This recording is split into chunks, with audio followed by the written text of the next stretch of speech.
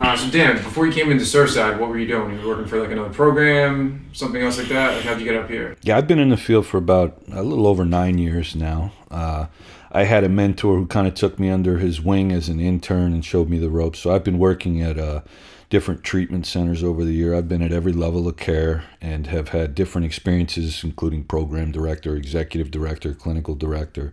So by the time I came here, I had a vast overview of the different facets of treatment, and it was great to kind of mature me as a clinician. So why'd you make the jump up to Surfside? Because you were in Florida before, right? Right. So I moved back to New Jersey. My wife prompted that for family, really, to be closer to my family. Right. When I came up here, I was working at a different facility, and I met Ian because he was speaking at that facility. And the reason that I came to Surfside and kind of teamed up with Ian is because I truly believe in the model that we have here, and the goal is ultimately to change the way outpatient treatment is done. We believe that we have an integrated approach that is significantly more effective than what we have in place through traditional healthcare.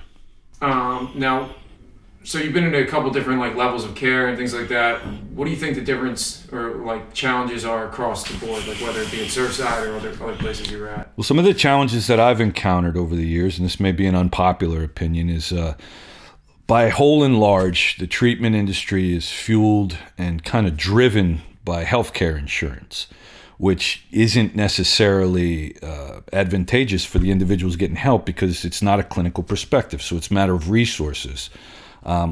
What the obstacles are with that is when the insurance company says, okay, they have to step down, and it doesn't matter if they still need extra care or not. They're driving it, and it's not a clinician or a clinical perspective. In other words, it's not a trained and professional perspective that's making that decision.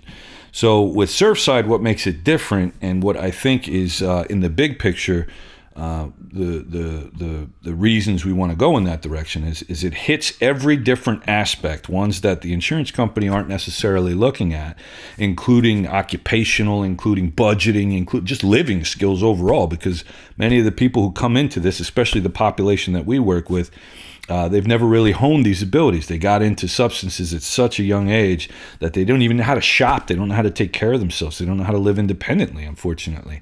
So Surfside creates like a funnel that kind of puts guardrails on the path and encourages people to work through the 12 steps and not stop when it gets difficult. And you know, for someone young like that, when they get to that, you know, written inventory, it's overwhelming. You know, they're feeling better, they're doing better, they got the car back, they got the girl back, they got a job, they're not using. So why look at the past and bring up all these uncomfortable feelings? And they skip a vital part of the program of recovery in its entirety, but not dealing with the underlying causes and conditions. And Surfside tackles all of that and encompasses it in a integrated, focused approach, which is something that I very much believe in.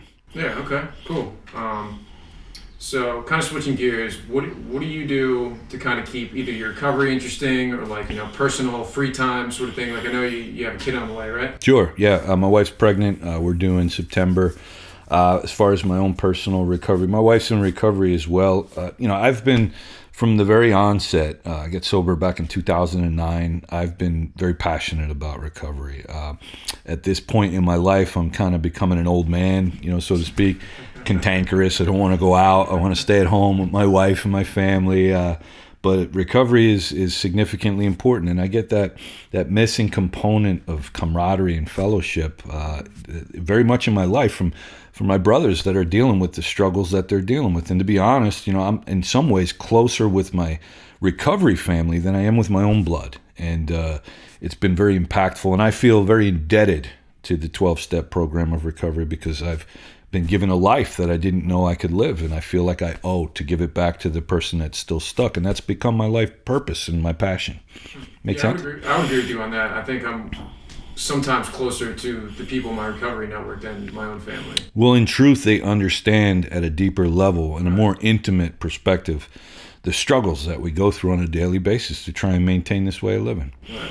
So what do you got going on in the next couple of years? Like, what do you think you're going to be in the 5 years down? Well, what I'd like to see is I'd really very much like to see God in his infinite wisdom kind of oversee us maybe potentially changing the way that level of care is currently done. I don't believe that it's effective, especially for the population that we work with, which is that 18 to 34-year-old young male, even the females.